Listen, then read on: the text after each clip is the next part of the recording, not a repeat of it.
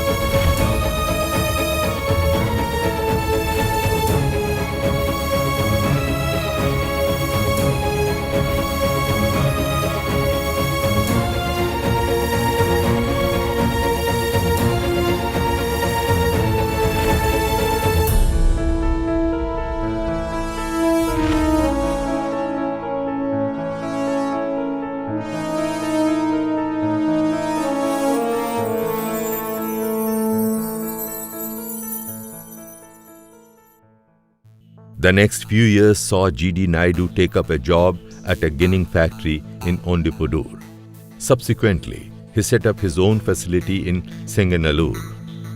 This was during the First World War, and G.D. Naidu adopted certain extremely innovative techniques in his factory, which helped him earn as much as 100,000 rupees in a year's time. Then he decided to go to Bombay and get into cotton trading, a business which is considered to be as risky as gambling. He returned to Coimbatore once again, without a penny in hand.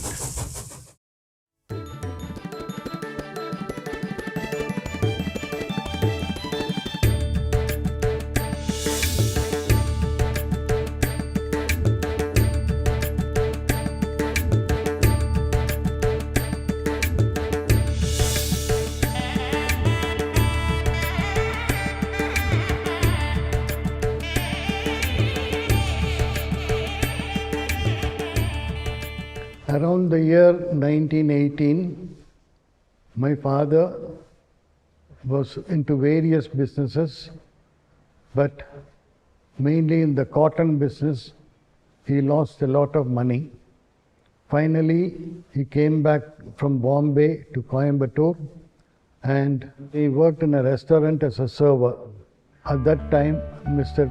Staines had the only workshop in Coimbatore, and he was the agent for Chevrolet trucks, and he was importing them and selling them. My father did not know English, so he somehow went and managed and joined Staines in the house to clean the kitchen and to work with Mrs. Staines. The idea was, when he is with that English lady, he'll be able to learn English. He worked in the daytime in a restaurant as a server, and in the evenings he used to go to the house and learnt English. The money which he earned, he gave it to her to keep for safekeeping. At a particular stage, Mr. Staines had a liking to my father and asked him, "What are you going to do with the money?" My father said, "I want to buy a bus." Mr. Staines said, "It's going to take a long time for you to save the money and buy a bus. I'll give you a bus which you run and you try to pay back the amount."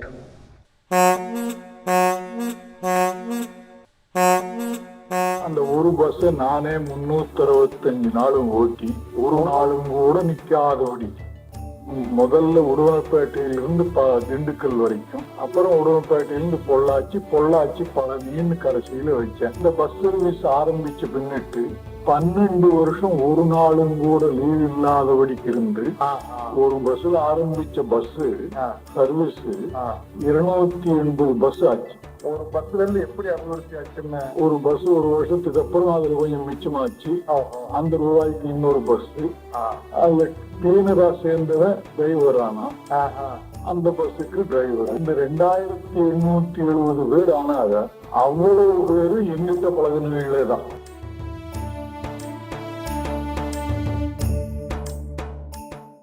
At a particular stage, he decided that he should set up a workshop, which he did very successfully. When all other bus companies did not have a workshop, he was able to maintain all the buses properly, and he was able to run it more economically than all other competitors. At that time, he found that many passengers facilities was not available in most other companies. Actually, all the buses used to go via Palladam to Tirupur, Kangayam, Pollachi, etc.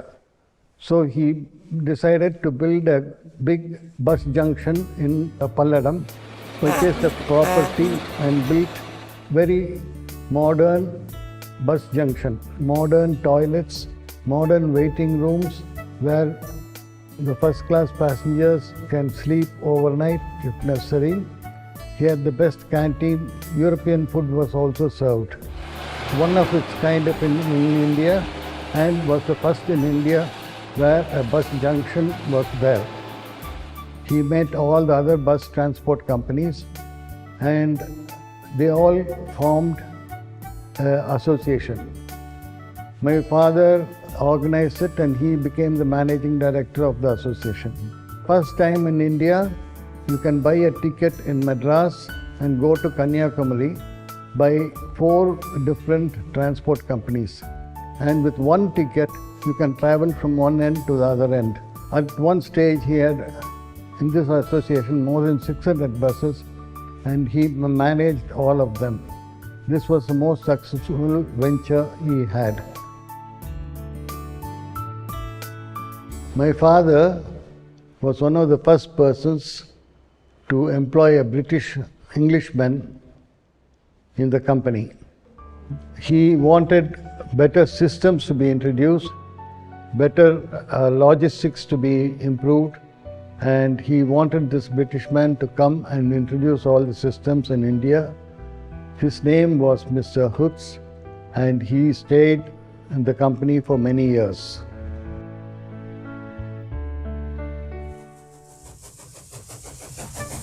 In the year 1934, on 6th of February, Mahatma Gandhi visited Coimbatore. He was in a salt walk from Palladam to Ichanari on the way to Pollachi. He stayed in Pothanur in our guest house. Father used to follow him and had many discussions with him also.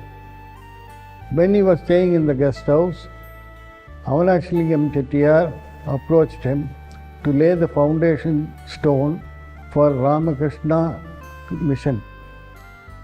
Gandhi immediately agreed, but asked him, if I lay a foundation stone today, how long will it take for the institute to run? Avanashilingam Chettiar said, it might take 1 or 2 years. So he asked him, why not use this place to start the institute? He turned to my father and asked him, you are keeping it as a guest house, why don't you give it to him to start the institute without delay? My father immediately agreed and the institute was started there. This house still exists and we hope to make it as a memorial of Gandhi's visit to Coimbatore.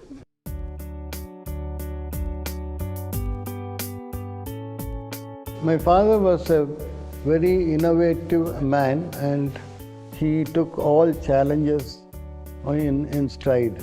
He went to Belgium, joined a bakery and worked in the bakery so that he knows what he is going to eat. It's not non-vegetarian, it's vegetarian. Well, his work was to cut big loaves of bread into slices. This he used a knife and he was cutting it. During the war time, there was a very big shortage of steel and steel blades were not available. So he used the same blade for quite a few days and the blade got blunt and he had a lot of cuts in his face. When he was slicing the bread, he got an idea.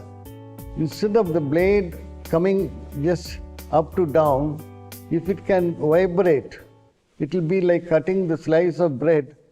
The blade also will cut the hair. So in the evening when he went back, he went to a toy shop and got a toy battery car, removed the motor, fixed it to a gillette razor by rubber band and had a fantastic shave. This was more or less his first invention and he patented it in Germany. This was one of the first razors in the world which worked with a battery. When he started manufacturing the blades and the razor, he sold them in America and Europe. He had very big offers from other companies to buy out the whole design, but he refused to sell it. He wanted to make them in India so that the Indian country benefits from these innovations. Unfortunately, at that time, the British government did not allow him to make it in India. This was later demonstrated in Leipzig Fair. It got the first prize and third prize, which Hitler presided and gave.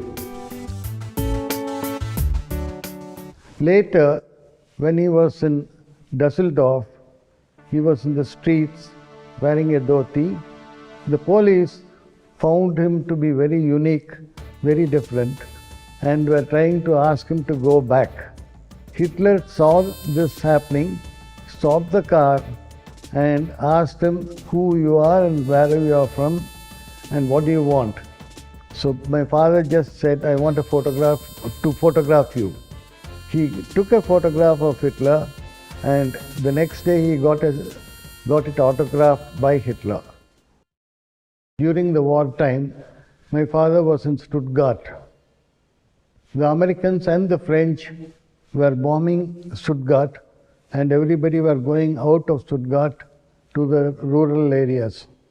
He was walking in the street, half starving, very, very hungry, and at a particular, in this village of Neidlingen, he sat down on the road. The old lady came and asked him what he was doing. In his half-broken German language, he explained he was going out of Stuttgart. So the lady found my father to be very weak, and I asked him, when did you eat last? So my father said, it's very difficult, I am a vegetarian. So the lady said, potatoes and carrots in my garden here, I'll give you vegetable meal. So then invited him to the house. My father went into the house, cleaned all the vessels and the kitchen, and then cooked potatoes and vegetables and ate it. As my father was very weak, the lady asked him to stay in this house for a few days. The whole family became vegetarian as long as my father stayed there. He wanted to go out of Germany, out of the war zone.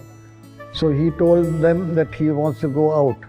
In those days, there's no trains or buses or any means of transport because of the war and the bombing.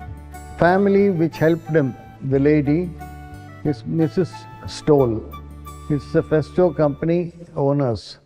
This is one of the longest friendship we have had. It's more than 100 years. It's the fifth generation are also becoming friends, and they are part of the family.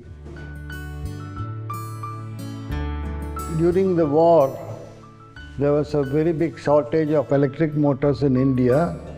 At that time, my father decided why not make it in India, and he, along with Balasundaram of Textool, started working and made for the first electric motor in India. When they started production, the British government thought that their products which are exported from England, their market share will drop. They didn't want motors to be made in India. So what they did was they put a high customs duty on the stampings which was used in the motors. My father decided, why not make the stampings? So he made a stamping machine, imported steel sheets, and made the stampings in India. Today, Coimbatore is the Manchester of India, and towards that, a good number of activities happen. And the basic thing is the motors coming out. What all the activities happening there? The varieties of motors being done in Coimbatore. That is being going outside India. Also, good number of things are being exported from here. I think that seed come from again Mr. J.D. Naidu. At one time, he had more than 600 buses, and he had to maintain all these buses, not only in Coimbatore, throughout South India. And there were no mechanics available, and it was extremely difficult to maintain the buses. He went to America to Ford Motor Company and 2 or 3 other polytechnics, joined as a student, and he was the oldest student to join. He learned all about automobiles, how they teach. He came back to India and started a training center.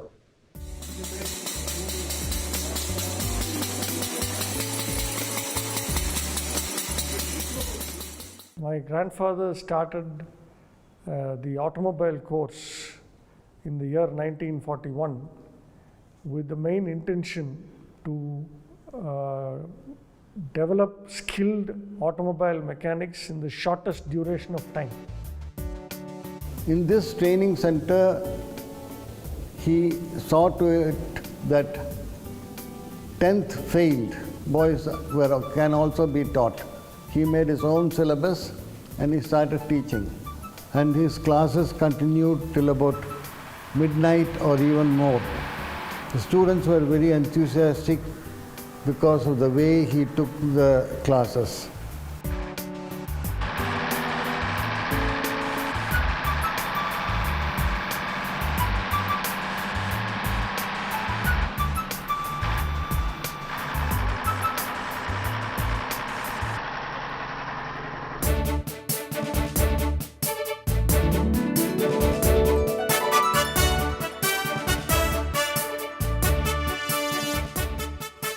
I gave in 1945 1,50,000 rupees and equipment for opening the first polytechnic in India.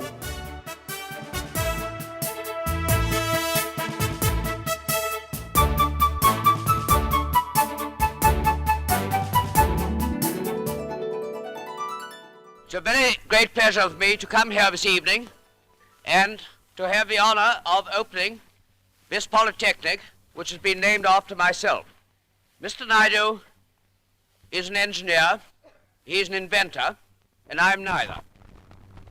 I've driven a motor car for very many years, but whenever it breaks down, I wait until somebody comes along. Mr. Naidu would not do that. For one thing, his car would not break down, and secondly, if it did, he'd know what to do with it. Let me first of all thank you, Your Excellency, for giving us the honor of your presence today. There had been many occasions when Your Excellency was kindly present, but this occasion is one which will be remembered by me and all who are interested in the development of post-war industry. As most of you who have assembled here know, my life history is itself a history of automobiles for the last 25 years. I have been educating myself with all the first-hand experience in this country and other most advanced countries in automobiles and other industries. I have an opportunity with the establishment of this polytechnic to show in practice what real education ought to be. One thing is sure, that while every advanced country fits up its young men with an education that will be useful in practical life, both to the individual and the country, we cannot expect any hope for our country unless it comes in line with progressive countries in its system of education. The candidates have one other advantage.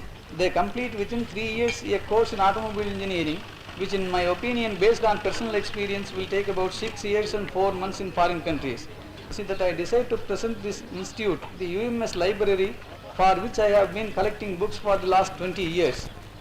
My conditions in handing out this library to the institute are that it should continue in the same way as it is now. Total value of the books, journals and magazines in the library is about 67,000 rupees. I request Your Excellency to accept this humble offer on behalf of your government. He started a polytechnic with short-term courses. So the student can come and join and go into a profession very soon. And this could be only possible because of his theory of 70% practical education and 30% theoretical education.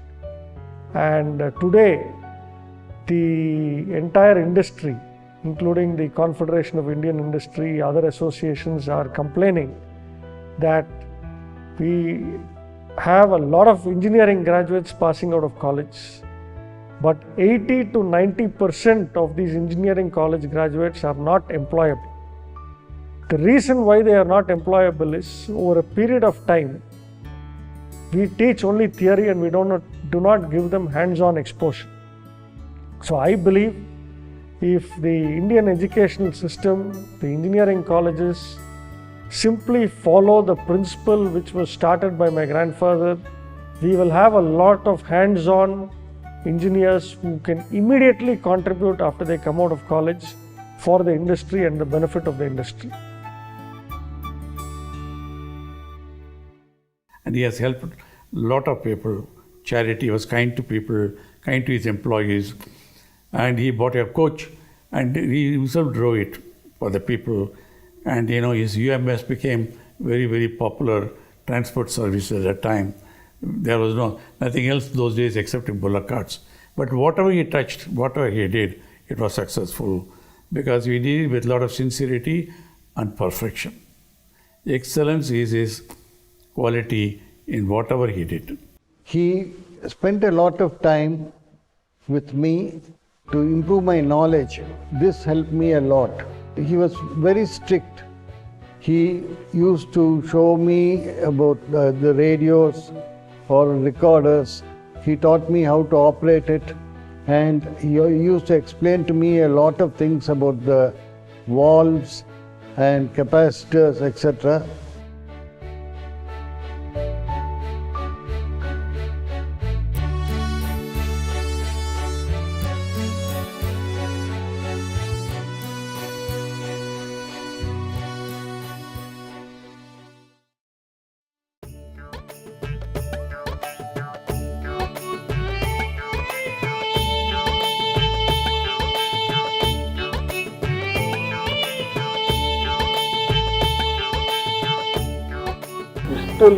Police இதில் வச்சு போட்டு 1.5 வருஷம் அமெரிக்காவுக்கு போயிட்டு அது துரு பிடிச்சிக்குது.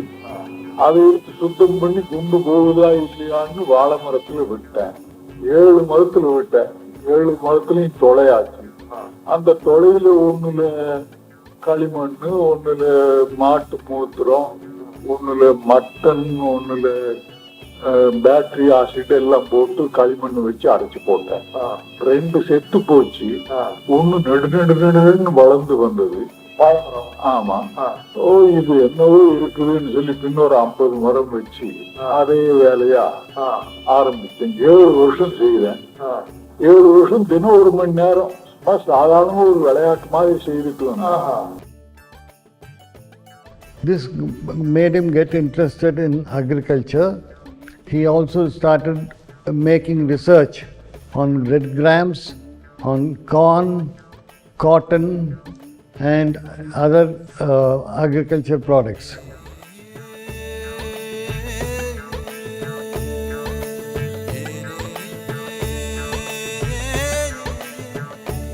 The corn tree normally gives 1 cob, but the plant he made gave up to 36 or even more cobs. The only problem was it grew to the height of 15 to 20 feet and it could not stand the wind, and it used to be very difficult to grow the plant. சாதாரணமா ஒரு 6 மாசம் 8 மாசம் இருக்கும். இங்க இது 8 வருஷம் இருக்கும். 8 வருஷத்துலயும் ஒவ்வொரு வருஷத்துலயும் நம்ம ஊர் தவிர ஒரு 600 ராத்தல் இருந்து 700 ராத்தல் வரைக்கும் கொடுக்குது ஒரு ஏக்கருக்கு. இது 5000 ராத்தல் கொடுக்குது. ஒரு ராத்தல் 2 ரூபாய்ன்னு விற்றது. அப்ப 5000 ராத்தல்னா 10,000 ரூபா ஒரு ஏக்கருக்கு வரும்படி வரும். ஒரு சாதாரணமா 4 பேர் உள்ள குடும்பம் வீட்டுக்கு ஒரு 6 செடி இருந்தா போதும். வருஷம் பூராவும் இந்த தோரை வாங்க வேண்டியதே இல்லை. வருஷம் பூரா பச்சை காயா எடுத்து சாம்பார் வச்சு சாப்பிடலாம். இந்த பப்பாயாவுல தக்காளி பழம் மாதிரி, வெள்ளரி பழம் மாதிரி, நிலம்பழம் அந்த மாதிரி, மாம்பழம் மாதிரி ஒரே கொம்புல வந்திருக்குது. உருவங்கள் வேற, உருவங்கள் வேறு, எல்லாம் இனிப்பு. அந்த பப்பாயா வாசனை இல்லை.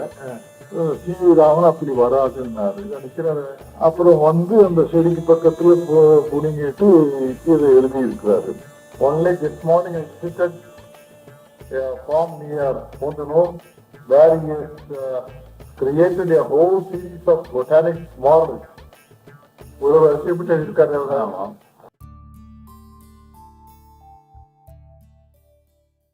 He is the same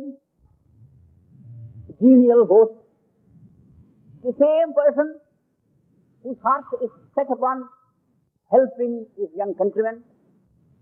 His heart is set upon using his skill and knowledge to invent new things. It may be clocks, or it may be radiators, or it may be films, or it may be something else. He always wants to do something. One, quite deliberately, I said that Mr. Naidu is a man in a million, and that even that was an understatement. It's not many.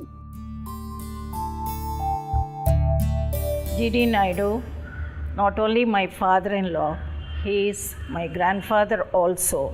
His work, whatever he has done, and being a philanthropist, he was always a man of the people.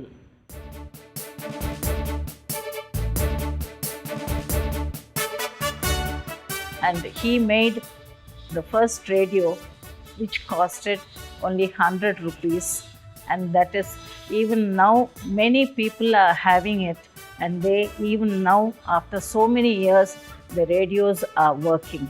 He always wanted to give people in a very low cost.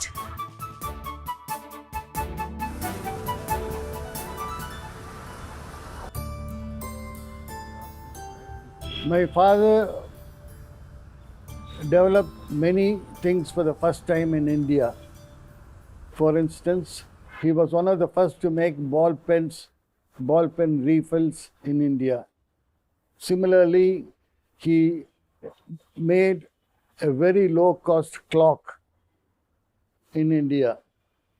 Carbon paper, carbon ribbons, and even the machines were made in India. தொழில்கள் பகுதியாக இருக்கு உங்களிடத்துல 63 தொழில்கள்.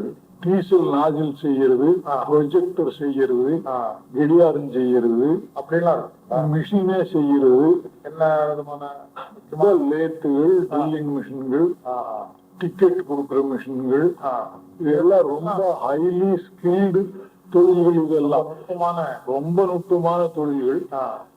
அந்த தொழில்கள் எல்லாம் இந்த சாதாரண ஆளுகளுக்கு கொண்டேதான், தேர்ட் ஃபாரம் ஃபோர்த் ஃபாரம் படிச்ச ஆளுகளுக்கு கொண்டேதான் செய்துட்டு வர்றேன். My father was very concerned with many of the poor people living in thatched houses or living in the open, that he started experimenting with making a low-cost house at the fastest time.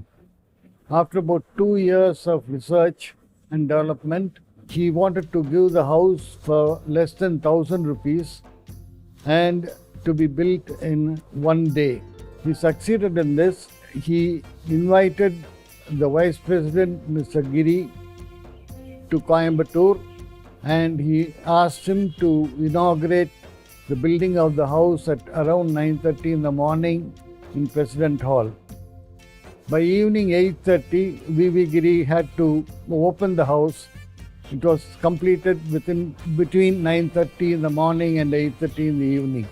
Father strongly believed that the whole housing shortage in India can be solved within 4 years if they followed building houses as per the development he had made. This was a record and everybody appreciated it.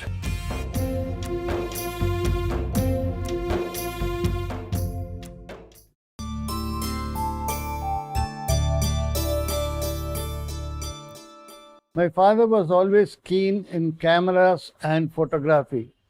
He had the first cine camera in Coimbatore, and he used it to take the movies on Gandhi's visit and all big politicians coming to Coimbatore. He used to take pictures of them. He visited most camera companies in Germany.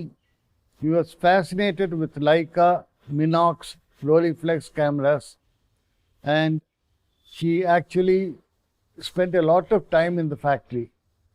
Around one of these visits, he discussed with those people and made a crude range finder or distance suggestion as it was called.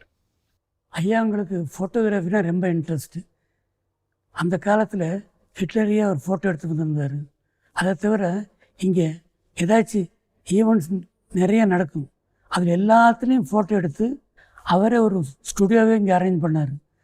ஒவ்வொரு photo எடுத்தாலும் அதை கம்ப்ளீட்டாக எல்லாம் அவங்க யாரெல்லாம் இருக்கிறாங்களோ அவங்களுக்கெல்லாம் எடுத்து பிரிண்ட் அனுப்பிச்சி வைப்பார். அதை தவிர கடைசி காலத்தில் மினாக்ஸ்னு ஒரு கேமரா வச்சுட்டு அது ஃபோட்டோ எடுத்தார். அது இப்போ பாக்கெட்லேயே வச்சுட்டு அது எல்லா இடத்துலையும் வந்து ஃபோட்டோ எடுப்பார். My father had all type of friends visiting him, from students to scientists and all type of politicians from different parties. For instance, Mr. Visvesvaraya, C.V. Raman were extremely close friends, and whenever they come, they stay in our house, and whenever father goes to Bangalore, he used to visit them.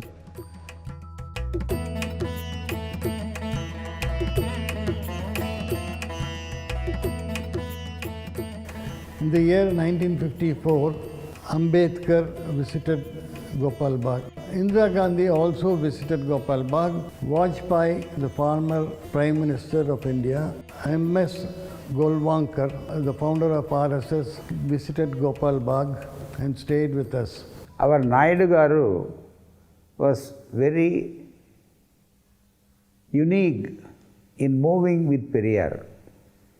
Periyar, whenever he go to Coimbatore, he used to visit Gopal Park. And whenever some important decisions are being taken, Periyar used to consult him. And G.D. Naidu are also very unique.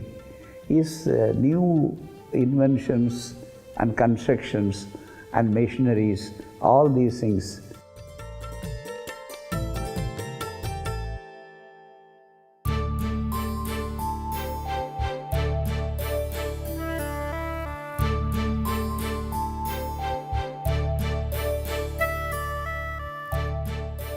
He was interested in many things. It is not one field. That is why so many people from all fields, they used to come here. They used to have a discussion with him.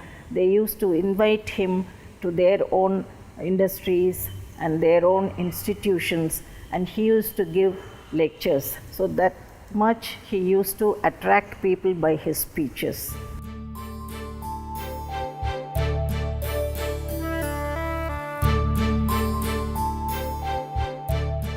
G.D. Naidu was ascertaining a lot of influence over the entrepreneurs of Coimbatore. Many people wonder, whenever we travel outside Coimbatore, frequently asked question is, how is that Coimbatore is so developed in industrial front? One of the main factor for the development of Coimbatore small scale industries is our beloved G.D. Naidu. About in 1969, he called few small scale industries of Coimbatore to his house, advised all of us to start an association of our own to represent to the government and to fight for our cause. Then about 40 people joined together and formed an association. That was a real turning point for the industrial growth of Coimbatore. He was a real patron for the development of small scale industries in Coimbatore.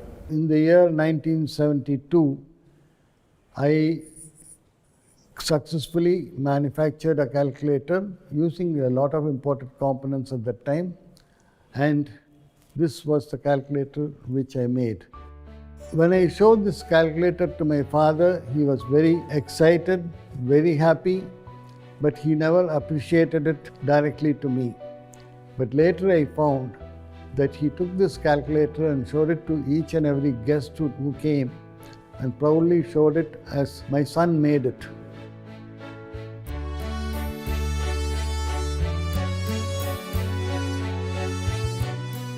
When I went to Germany, some friends of mine asked me the question, do you still have the big board in front of your house which says construction for destruction? So that's when I realized why he encouraged me to break something. It is to learn more about the inside of the toy and be more practical.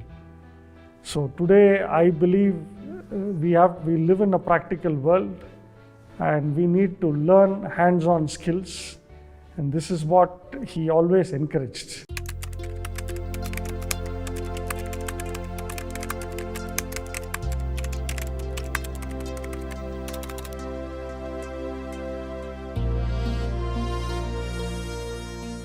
He was a man of people, so he built a GD hospital in Podanur.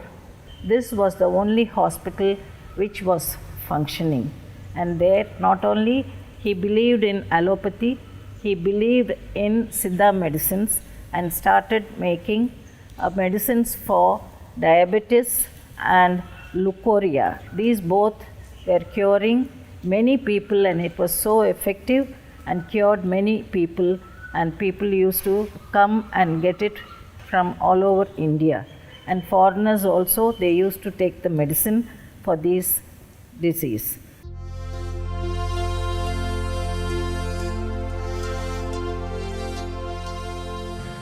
When I could learn the questioning technique of G.D. Naidu, he had the ability to attract VIPs from all over India. He was a self-made man with a rare, very wide view of many technical sectors.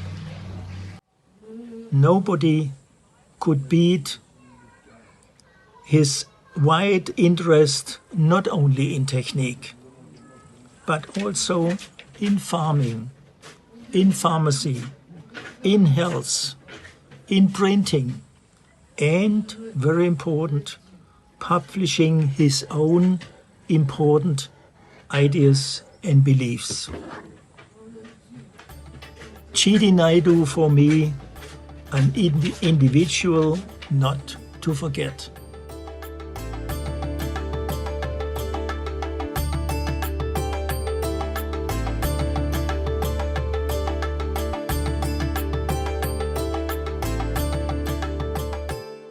My grandfather made such a huge impact on Dr. Stoll's life that he said, the best way I can give it back to my grandfather is by giving me a lot of knowledge. So he took me to Germany, he exposed me to being practical, and he contributed a lot towards what I am today. And he runs a company which is today a 3 billion euro company, which is a world leader in industrial automation. And he is still very simple, very down to earth, and has an extremely cordial relationship to all his employees, be it at the highest level or the lowest level. And he always says, I learned all these principles from your grandfather. My father strictly believed that between friends, if you do business, it's not friendship anymore and it's not good. But still, the friendship with the Stoll family continues for the 75th year, and they still come to us and we go to them.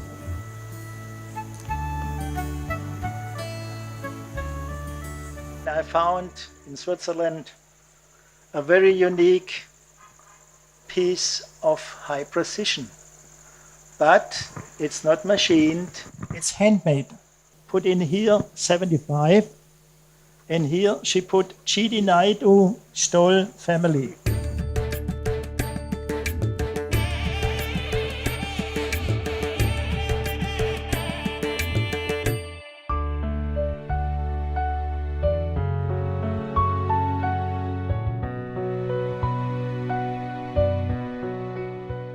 The Science Museum, the Interactive Science Museum which we are building, both these museums could be masterpieces for the whole country, because this country needs many more museums which will show the history of technology.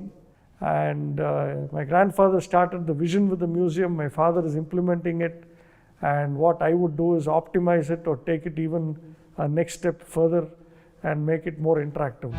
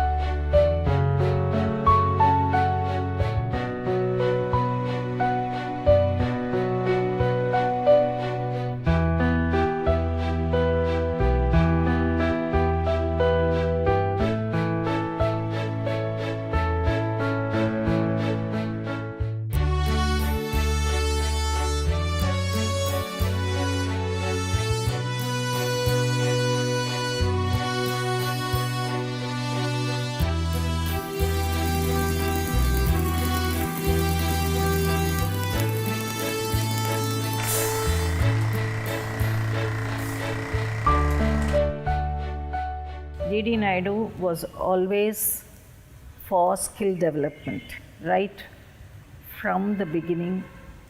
When I was a child of 12 years, he made me work in his factory, and even today, when I made a radio of my own, it was kept in the exhibition which we are having. And he used to tell that when a child drops out of school, even at the age of 8 or 9 or 10, they can stay at home and do something for his life. So we have to also think about those lines, and we are following his footsteps. Whatever he had said, whatever vision he had, we are following it in all our schools.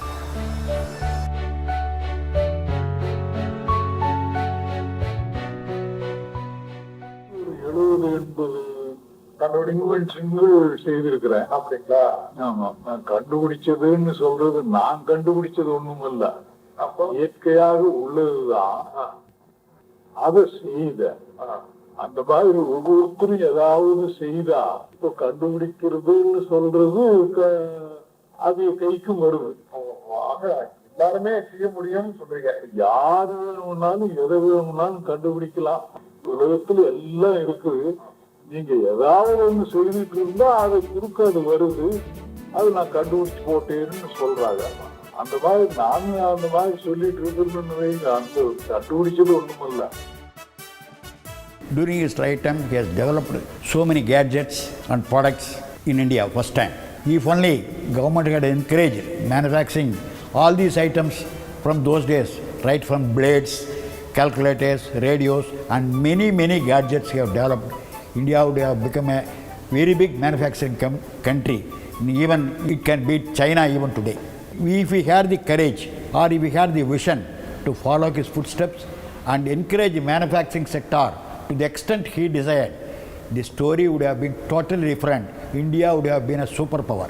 In 1973, when he was in his last days, he sold all the buses he had, and the money which he received, he donated everything to schools, to institutions, to NGOs, and whomever came and approached him for a good cause, everything was donated. In the last days in 1974, just before he passed away, when he was lying in the bed, he asked me, how does this calculator work? So I said, look, this has got an integrated circuit, it's got... How does an integrated circuit work? It's like a transistor, many transistors inside one chip. Now, as I was explaining some of these things, he'll go to sleep. This went on for a few weeks. He asked me to draw diagrams on the wall near his bed so that he can see it. So he was very interested till the last day in getting technical details.